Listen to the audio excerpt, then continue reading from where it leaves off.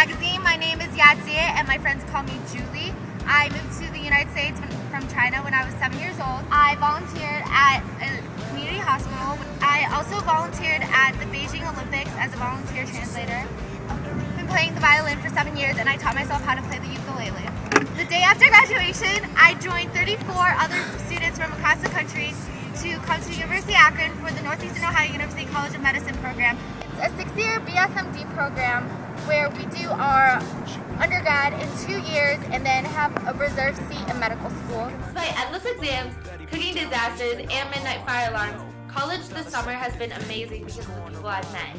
This year, I will be attempting 21 credit hours per semester, the honors program, a research project, and the MCAT. But it's not going to stop me from experiencing college to its fullest.